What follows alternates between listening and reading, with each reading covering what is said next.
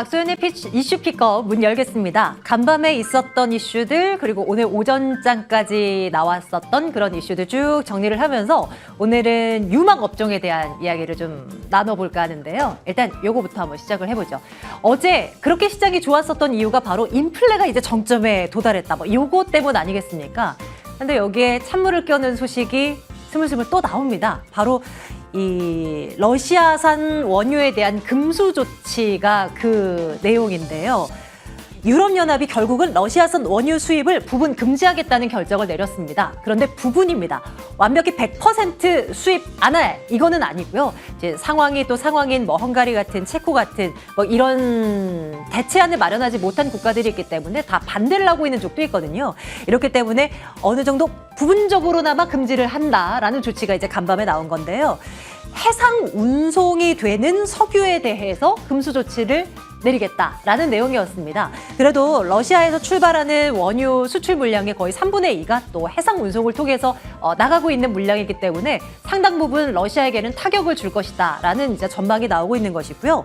유럽연합은 올해 말까지 그래도 한 90%까지는 그 수입분을 거의 차단을 시키겠다라는 계획을 내놓고 있는 상황입니다. 근데 이게 물가와 무슨 얘기냐? 당연히 연관을 지을 수밖에요. 이것 때문에 국제유가가 올라가고 있는 겁니다. 간밤에 또 크게 뛰어오르는 모습. 이러면 인플레에 대한 우려는 앞으로도 더 할 수밖에 없는 그런 이슈였었습니다.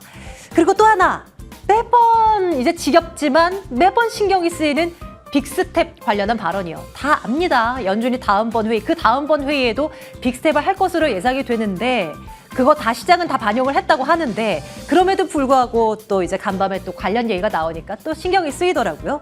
크리스토퍼 월러 연준 이사가 앞으로 몇 번 더 본인은 50bp 빅스텝 인상을 지지할 것이다 라고 이야기를 합니다. 그리고 그 몇 번이 될지는 모르겠지만 연준이 예상을 하는 연준이 목표치로 삼고 있는 목표 물가치 2%를 도달할 그때까지 이제 본인은 지지를 할 거다. 그때까지 금리는 올라야 된다. 뭐 이런 이야기를 내놔서 또 시장에서는 조금은 신경 쓰이는 하나의 요인으로 또 꼽혔습니다. 다음 계속 보겠습니다.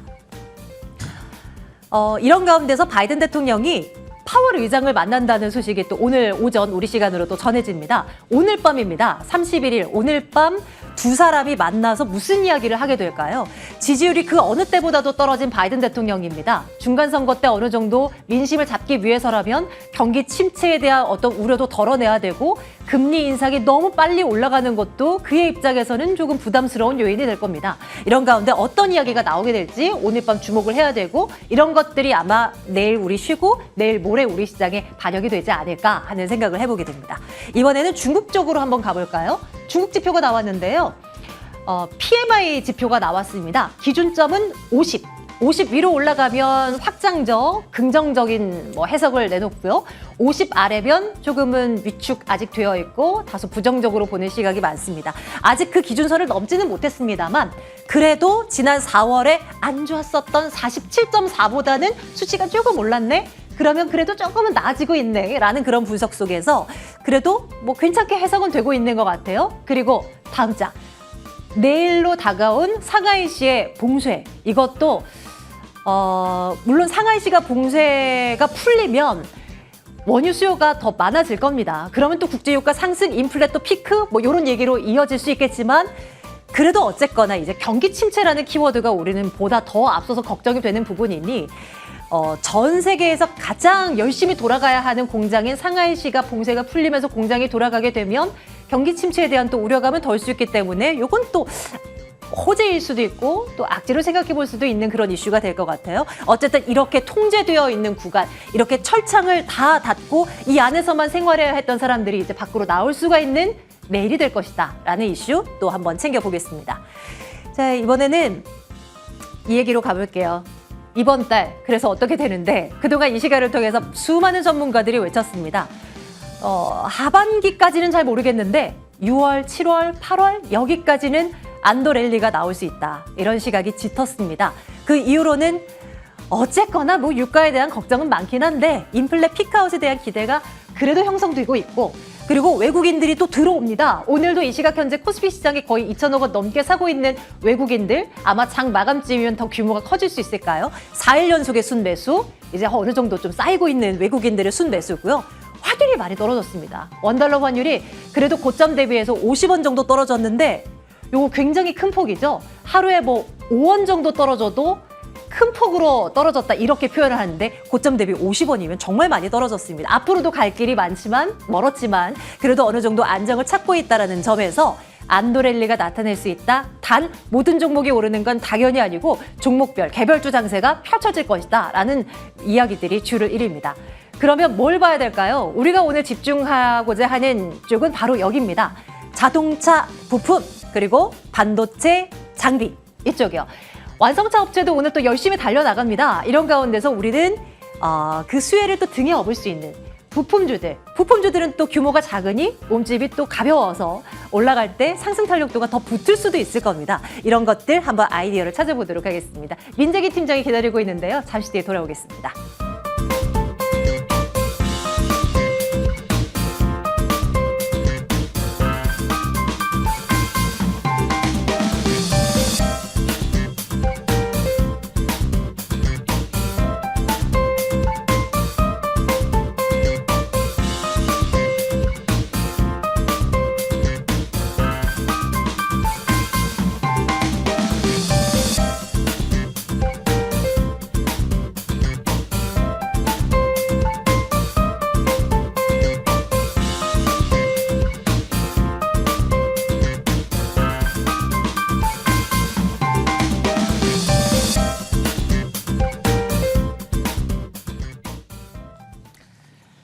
네, 오늘은 유망 섹터에 대한 이야기를 나누는 날입니다. 오늘 이분과 함께 이야기를 나눌 건데요. KB증권 프라임센터 투자 콘텐츠팀 민재기 팀장과 함께 하겠습니다. 팀장님 어서 오세요. 네, 안녕하세요. 네, 뵙고 싶었습니다. 유튜브를 통해서 염탐하고 있었습니다. 예, 저도 영광입니다. 우리 팀장님의 뷰를 우리 시청자님들에게 좀 전달할 수 있는 이런 시간으로 꾸려봤으면 좋겠어요. 일단은 최근 시장 어떻게 보시나 이게 제일 궁금합니다. 네네. 어제도 그렇고 오늘도 그렇고 오늘 물론 쉬어가지만 분위기가 또 나쁘지만은 않은 것 같아서요. 네네. 선생님 좀 긍정적으로 좀 봐도 될런지. 네. 예, 어떻습니까? 네, 요즘? 뭐 최근에 증시가 계속 안 좋았지 않습니까? 네. 근데 지난주 후반부터 조금 뭔가 반전의 계기가 마련이 좀 되고 있거든요. 뭔가 좀 변해요. 네네네. 네. 뭔가 뭐지 뭐 새로운 달라진 것도 없는데 시장이 네. 반등도 주고 맞아요. 우리나라 원달러 환율도 많이 꺾이고 외국인 수급 좀 들어오고 네. 뭔가 특이한 점이 좀 나타나실 텐데. 제가 이제 중요하게 보고 있는 지표들이 몇 가지 있거든요. 시장에 이제 주식 비중을 늘리거나 아니면 현금 비중을 이렇게 늘리거나 줄일 때 네. 참고하는 지표가 있는데 네. 오늘은 그 지표부터 먼저 한번 보여드리도록 좋습니다. 그렇게 하겠습니다. 함께 보시죠. 어떤 건가요? 네, 일단 시장의 이제 위험을 판단하는 대표적인 지표로 이제 하이일드라는 스프레드가 있습니다. 네. 이게 뭐냐 하면 안전한 국채 대비해서 조금 위험도가 높은 채권의 스프레드가 얼마나 많이 이제 벌어지는지에 따라서 시장에 이제 위험 자산을 선호했다가 아니면 네. 위험 자산을 좀 버렸다가 이렇게 움직임이 나타나거든요. 네네. 그래서 좀 쉽게 말씀드려서 저 그래프가 위로 올라가면 안전한 국채 대비해서 좀 위험한 자산들의 부도 위험이 좀 높아지고 있다. 그렇게 보시면 되고 제일 오른쪽에 보시면 4.94까지 이렇게 벌어졌던 우와, 스프레드가 올라가다가, 네. 지난주 목요일부터 꺾이기 시작하죠. 네, 그래서 국채 대비해서 위험 스프레드가 지금 축소가 되고 있는 그림입니다. 네, 절대적인 네. 숫자 자체는 아직도 높긴 한데 그쵸, 높긴 그래도 하지만 또 꺾였다는데 추세가 꺾이고 내려오는 그림이 중요한 거죠. 네. 그때부터 시장은 이제 전반적으로 반전을 시작을 했고요. 그래서 지금 어제가 미국 시장 개장이 안 됐죠. 휴장이었죠. 맞아요. 그러다 네. 보니까 제가 업데이트가 어제는 안 되었고 지난주 금요일 기준으로 4.19까지 떨어지면서 전반적으로 시장에서 위험 자산에 대한 선호 현상이 나타나고 있다라고 네. 보시면 될 것 같고, 그러면 이 스프레드랑 미국의 대표적인 이제 성장주인 나스닥과 네. 어떤 관계가 있는지 제가 그래프를 그려온 게 있거든요. 오. 한번 보시면 될 것 같아요. 노란색이 이제 나스닥 지수고요. 네. 그다음에 이제 짙은색, 파란색이 방금 보여드렸던 이제 하이드 스프레드라는 건데 얼추 역의 상관관계로 거의 반대로 보이네요. 지금 움직이는 네. 걸 볼 수 있죠. 왼쪽에 보시면 저 파란색이 아주 치솟을 때가 네. 2020년 3월달 바이러스 팬데믹이 있었던 그때 부도 위험이 엄청나게 높아졌고 나스닥이 급락하는 게 보일 겁니다. 네네. 최근에도 마찬가지죠. 하이드 스프레드가 올라올 때 나스닥이 5월달 계속 안 좋았는데 지난주 목요일부터 저 스프레드 꺾이고 나스닥은 반등을 시작하고 있다. 가장 오른쪽 빨간색으로 박스 쳐놓은 부분을 보시면 될 것 같아요. 네. 계속 보겠습니다. 네. 계속 자료들이 준비되어 있는 것 네, 같은데요. 다음 화면을 한번 보시면 이게 이제 하루하루 변동성을 보면 사실 올랐다 내렸다 이게 왔다 갔다 할 수 있기 때문에 네. 좀 주간 단위로 저는 추세를 보려고 노력을 하고 있고 네. 지난주 금요일 기준으로 제가 이제 주간 단위로 그림을 그려왔는데 5주 연속으로 상승하던 하이드 스프레드가 주간 단위로도 딱 지난주 금요일 기준으로 꺾이는 모습을 제가 오른쪽에 동그라미로 네네네네. 이제 표시를 해두었습니다. 그래서 전반적으로 시장에 위험 지표가 좀 안정을 찾고 있고 돈들이 위험 선호 현상으로 좀 바뀌어가고 있다. 그래서 지난주 후반부터 이미 채권 시장에서는 이러한 움직임들이 나타나고 있었고요. 네. 주식 시장도 훈풍으로 지금 이어지고 있다라고 그렇게 보시면 좋습니다. 될 것 같아요. 앞으로 우리가 확인해야 할 것들은 너무나 많죠. 네. 지금 이제 그래프를 보더라도 이제 살짝 꺾였기 때문에 네. 이 꺾인 것이 뭐 옆으로라든지 그쵸. 아니면 조금 더 안정 하향이라든지 네. 이런 것들을 좀 보여줘야 우리가 이제 의미 있게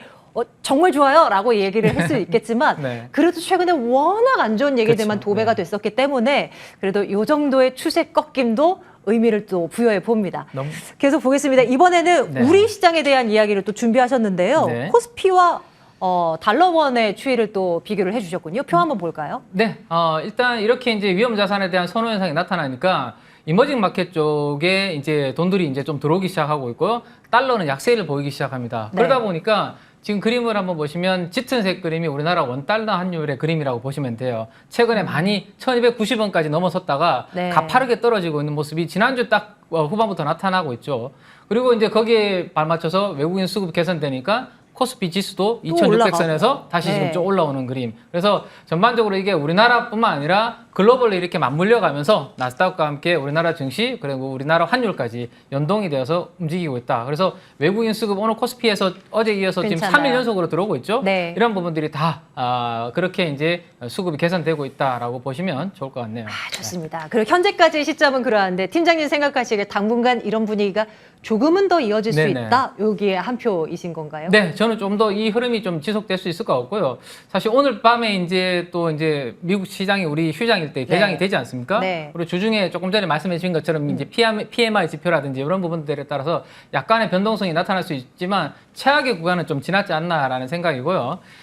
다만 이제 오늘 수급이 좀 엇갈리는 것 같아요. 코스피는 외국인들이 사고 있는데 맞아요. 코스닥은 지금 팔고 있습니다. 그래서 네. 코스닥 쪽으로도 외국인들이 조금 의미 있게 좀 들어와 줘야지만 중기적으로 상승 추세가 이어질 수 있을 것 같고 단기적으로는 기술적 반등 정도로 이어질 수 있다 정도로 네. 말씀을 드릴 수 있을 것 같네요. 좋습니다. 그러면 이런 전체 시장 분위기 속에서 우리가 눈여겨봐야 할 섹터는 무엇이 있을까를 우리 민 팀장님의 아이디어를 통해서 한번 들여다보도록 하겠습니다. 앞서서 살짝 이제 예고를 해드렸지만 오늘 우리가 살펴볼 쪽은 반도체 장비 그리고 자동차 부품 이쪽입니다.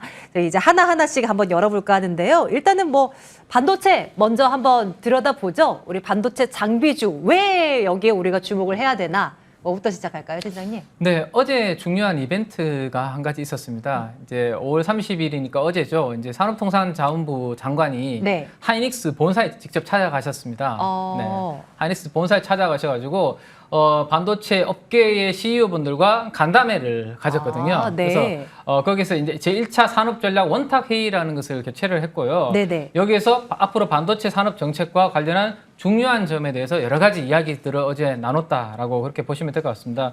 우리 증시의 중요한 그런 뭐 격언이라고 해야 되나요? 뭐 중에 연준의 정책에 맞서지 말라라는 그런 격언도 있고 네. 정부 정책에 순응하라는 부분이 그렇죠. 있습니다. 근데 지금 정부 정책의 분위기를 보니까 이번 정부의 산업정책 1순위가 반도체 쪽으로 힘을 실어주고 있는 그런 모습이 어제 현장에서도 그런 부분들이 보였기 때문에 네네. 앞으로 반도체 장비 쪽에 주목을 해서 볼 필요가 있지 않을까라는 생각입니다. 좋습니다. 그리고 6월 중에 아마 반도체 산업 관련해서 이제 정부 정책이 좀 나오지 않을까라는 생각을 가져볼 수 있을 것 같은데 네.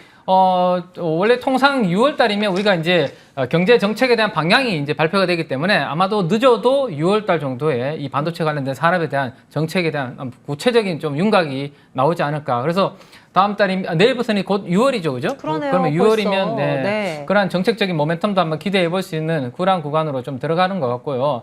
반도체 산업 정책의 핵심을 한번 꽂아보니까 설비 투자 확대라는 부분이 있고 그다음에 소부장 기업들에 대한 지원 이런 쪽으로 아마 6월 달에 정책이 나오지 않을까라는 생각을 해볼 수 있을 것 같습니다. 그러면 네. 전반적으로 이제 설비 투자가 확대가 된다라면 당연히 이제 인프라에 대한 투자가 많이 늘어날 거기 때문에 거기에 대해서 이제 수혜를 받을 수 있는 종목들에 대한 주가 반전의 계기가 될 수 있을 것 같고요.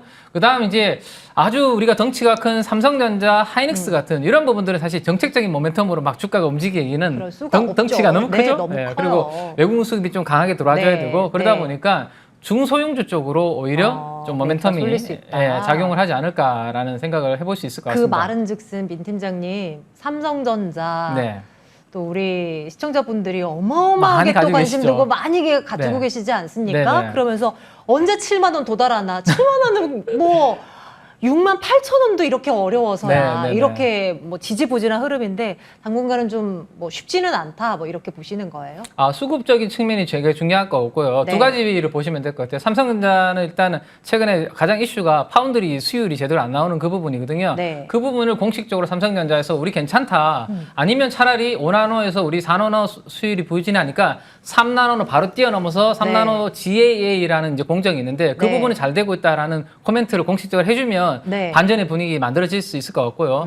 그런 부분 말고 이제 수급인데 결국에는 달러 인덱스라든지 이러한 부분들이 좀 더 약해져서 외국인 수급 패시브 자금들이 좀 많이 우리나라에 들어와주면 당연히 1등종인 삼성전자를 살 수밖에 없겠죠. 그런 부분들을 좀 기다리셔야 되지 않을까라는 생각입니다. 삼성전자가 막 7만 전자, 8만 전자로 가기 위해서는 해결돼야 할 것들이 너무나 많습니다. 삼성이 혼자서 뭐 열심히 한다고 해서 될 일이 아니니까 이게 참 섣부르게 이게 얼마 가요라를 말을 할 수가 없는 그런 뭐 덩치 큰 종목입니다. 그래서 이제 우리는 어쨌거나 신정부가 주목하고 있는 반도체 그 산업이니 우리는 반도체 장비 쪽에서 이제 답을 찾아보자라는 것이 이제 민 팀장님의 아이디어인데요. 구체적으로 또 어떤 쪽 보고 계신지 궁금하네요. 네네. 그 준비된 화면을 한번 보시면 좋을 것 같은데 과거에 이렇게 정부에서 뭔가 투자와 관련된 정책적으로 밀어줬을 때 그때 어떤 종목들이 상대적으로 강하게 움직였고 어떤 지수가 움직였는지를 좀 보면 좋을 것 같은데 요 그래프입니다. 이제 2019년도 2월 달이고요. 그 뒤에도 여러 가지 케이스가 있긴 있는데 그냥 하나만 보셔도 충분히 그림이 가능할 것 같아서 제가 가지고 왔는데 반도체 특화 클러스터를 조성을 하고 투자에 대한 지원을 밀어주니까 저 노란색 그래프를 잘 보시면 될 것 같고요. 동그라미 빨간색으로 제가 그려놓은 게 T-0일입니다. 즉 정책이 시작된 시점이죠. 발표가 된 시점. 그때부터 해서 눈에 띄는 업종은 역시 코스닥의 반도체 업종이 상대적으로 다른 지수들 대비해서 아웃퍼폼, 즉 성과가 좋은 것을 보실 수 있죠. 그래서 2019년도뿐만 아니라 그 이후로도 좀 굵은 반도체 정책 지원 방안이 나왔을 때마다 저런 코스닥 반도체 업종이 상대적으로 주가가 견조했다라는 것을 감안하면 우리는 이번에 6월 달에 정부 정책이 나왔을 때 중소형주 쪽 내에서 소재, 부품, 장비 쪽을 집중하시는 게 오히려 수익력 측면에서 더 낫지 않을까 말씀드릴 수 있을 것 같아요. 저 그래프상에서 지금 아랫단에 T-0, 오른쪽으로 쭉 가면 T 플러스 60까지 나오는데요. 그럼 이제 얼추 두어 달 정도 아니겠습니까? 그러면 우리가 지금 이 시간을 통해서 종목을 우리가 힌트를 얻게 되면 한 두어 달 정도의 목표를 갖는 거 괜찮은 전략이 짧게는 한 달, 길면 이제 두 달인데 이것 또한 시장의 투자 심리가 중요하겠죠. 조금 전에 말씀드렸던 것처럼 오늘처럼 외국인들이 만약에 코스닥에서 막 1,500억, 2,000억씩 이렇게 팔면 아무리 정책 모멘텀이 있더라도 단기적으로는 좀 흔들릴 수 있는데 어쨌든 저러한 부분들이 뒷받침된다라는 것은 한두 달 정도는 긍정적인 흐름이 만들어질 수 있다라는 부분 생각하시면 좋을 것 같습니다. 이런 그림을 그려보면서 이제 조금 더 들어가 보도록 하겠습니다. 반도체 장비주도 너무나 많은 것이 그래서 참 어렵습니다. 여기서 뭘 오기고 어떤 게 석인지 가려내는 것도 참 쉽지가 않아서요. 팀장님의 생각이 궁금합니다. 어떤 쪽 보고 계세요? 제가 사진을 하나 가지고 왔는데요. 미국의 이제 테일러 씨의 부지 사진을 하나 가지고 왔는데 돌려서 한번 볼까요? 지금 삼성전자에서 열심히 투자하려고 지금 이제 준비를 하고 있는 그 장면이거든요. 근데 아직까지는 아무것도 없는 휑하죠. 그러면 여기에 가장 먼저 이제 건물 뼈대를 세우고 그 안에다가 진공 상태에 있는 클린룸을 이제 만들어야 될 겁니다. 먼지 한 톨도 없이. 그 다음에 이제 인프라가 이제 깔려야 되는데 예를 들어서 중앙화학 공급 장치라는 인프라가 있습니다. CCSS라고 하는데요. 그게 가장 먼저 깔리고 그 다음부터 이제 일반적으로 전공정 장비들 막 이렇게 반입을 하는 거거든요. 그래서 일단 가장 앞단에서 수혜를 받을 수 있는 장비주부터 먼저 보시는 게 좋을 것 같고 오늘은 그래서 이제 제가 방금 말씀드렸던 그러한 이제 가장 앞단에서 설비 투자 시작이 됐을 때 들어갈 수 있는 그러한 장비 STI라는 종목 그런 부분들이 먼저 수혜를 받지 않을까 싶어서 네. 말씀을 좀 드리려고 가지고 왔습니다. 아, 좋습니다. 네네. STI. 네, 왼쪽에 상단부 보시면 CCSS라고 이제 네. 그 부분이 돼 있죠. 이 회사가 하고 있는 주요 생산 장비를 CCSS. 4가지 분류로 이렇게 나눠져 있는 거거든요. CCSS가 원래 캐시카우입니다. 그러니까 인프라 반도체 팹이 인프라가 이제 증설이 될 때 네. 반드시 들어가야 되기 때문에 이거는 한양 ENG라는 회사와 40%씩 이렇게 시장 점유율을 나눠 가지고 있거든요. 그래서 기본적으로 여기서는 매출과 이익이 나온다라고 보시면 되고 그러면 그걸로는 뭔가 좀 재미가 없지 않습니까? 그래서 오른쪽 하단부에 보시면 이제 리플로우라는 장비가 있습니다. 네. 이런 것들이 이제 STI가 신규로 시작하는 이제 장비거든요. 공정 내에 이제 들어가는 장비들인 거죠. 그래서 뭐 어떤 거예요? 네, 이게 이제 반도체 기판 쪽에서 이제 기판들을 이제 만들 때 들어가는 장비들인데 네. 원래는 이제 PSK 홀딩스라는 회사가 삼성전자에 향후를 하고 있었는데 네. 지금 STI가 이 장비를 만들어서 SK 하이닉스 쪽으로 했는데 워낙 성능이 좋아서 잘 나오니까 삼성전자에서 한번 가지고 가볼래? 이렇게 된 거예요. 그래서 아마 전방 고객사가 하이닉스에서 삼성전자 쪽으로 앞으로 더 확대될 수 있는 그런 부분도 열릴 것 같아요. 그러면 상당히 이제 원래는 그냥 CCSS만 하는 회사가 새로운 반도체 장비까지 새로운 신사업이 이제 확대가 되고 캡티브 마켓이 이제 삼성전자까지 생기니까 그 부분에 있어서 올해 아마 기관 투자가들이 가장 주목하는 반도체 장비주가 되지 않을까라는 생각에 어제 주가 흐름 좋았고 최근에 기관 수급이 상당히 좋았던 네. 그림이 이어지고 있습니다. 네. 그 최근에 뭐 어제 오늘 뭐 시장 분위기가 이렇게 막 달라져서 그렇지 우리 지난주도 그렇고 지지난주도 그렇고 수개월 동안 너무너무 시장 분위기가 안 좋았었잖아요. 네, 그럼에도 불구하고 지난해 연말에 찍었었던 고점을 거의 회복하는 흐름이 STI에서 지금 네. 확인이 되고 있는 상황입니다. 차트를 보게 되면요.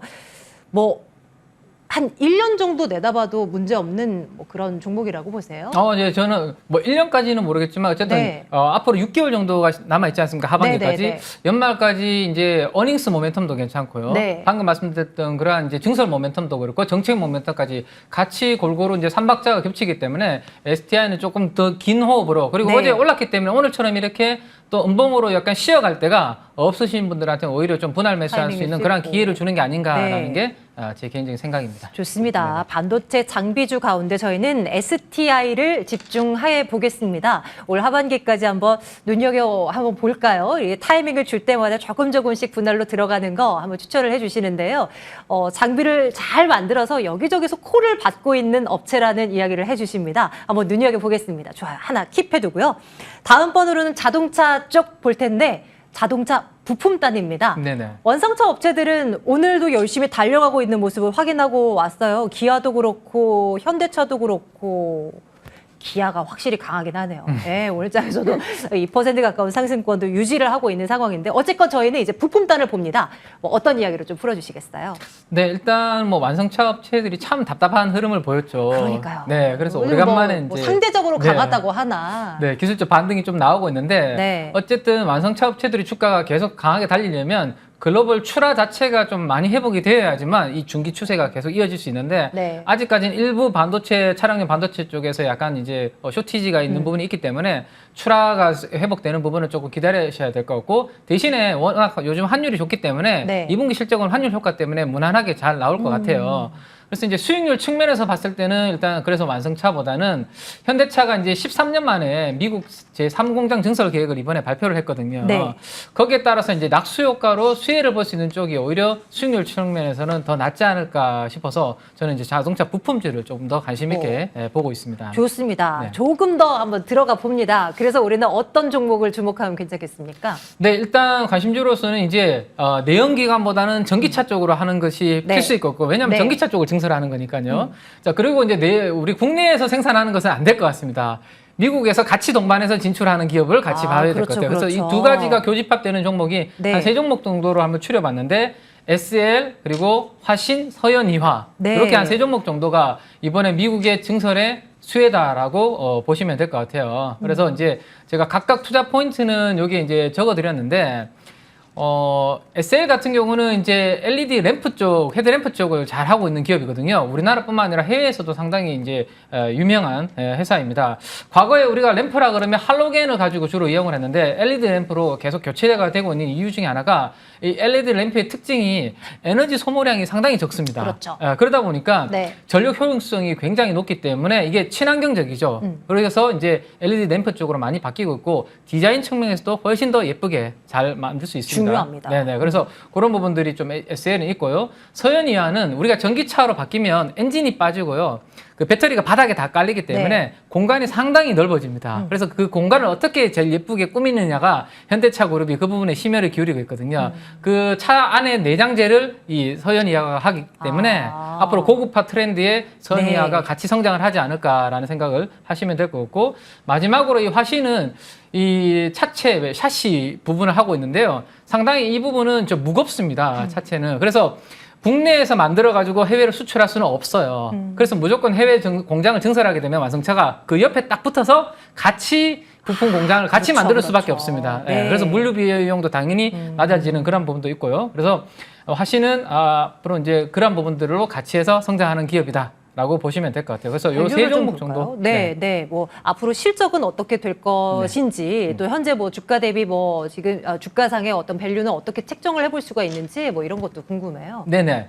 제가 이제 세 종목을 1분기 실적 기준으로 한번 밸류에이션을 계산을 해봤고, 네. 그다음에 애널리스트들이 다 커버를 하고 있기 때문에 지금부터 12개월 후에 펄을 제가 표에다가 표시를 해놨거든요. 네. 자, 서현이하 보시면 앞으로 12개월 후에 벌어들일 이익 대비해서 3배 정도에서 거래가 되고 있고요. 그다음 화신은 7배, 그리고 SL은 8.9배 정도에서 거래가 되고 있습니다. 그래서 서현이하가 일단은 보기에는 많이 싸 보이는 부분이 있고요. 일단 화신과 SL은 뭐 7배에서 한 9배 정도 하니까 자동차 부품주 치고는 그렇게 뭐 싸다라는 느낌은 아직 안 들죠. 하지만 이 회사들이 매출액이 분기에 3천억씩 나오는 기업이기 때문에 연간으로 1조 이상 나옵니다. 그래서 앞으로 미국 증설과 관련해서 여기에서 조금만 이제 볼륨이 커지면 네. 이익단이 팍팍 커질 수 있는 그런 부분들이 있기 때문에 좀 더 성장할 수 있는 부분을 감안하면 같이 서현이와 함께 화신과 SL도 밸류에이션의 리레이팅을 한번 기대해 보셔도 괜찮은 자동차 부품주다라고 말씀드릴 수 있을 것 같네요. 오, 이거 메모해야 되겠습니다. 화면 캡처도 괜찮겠네요. 자, 세 종목 이야기를 나눠봤고요. 준비하신 자료가 많은데요. 저희 주어진 시간이 또 그렇게 길지 않아서 이렇게 마무리를 해야 될 것 같습니다. 반도체 장비, 그리고 자동차 부품단에서 우리가 어떤 걸 봐야 되는지, 왜 봐야 되는지 한번 말씀을 드려봤는데요. 여러분들 체크하시고 주목을 해주십시오. 자, KB증권 프라임센터 투자 콘텐츠팀 민재기 팀장과 함께했습니다. 고맙습니다. 네, 감사합니다.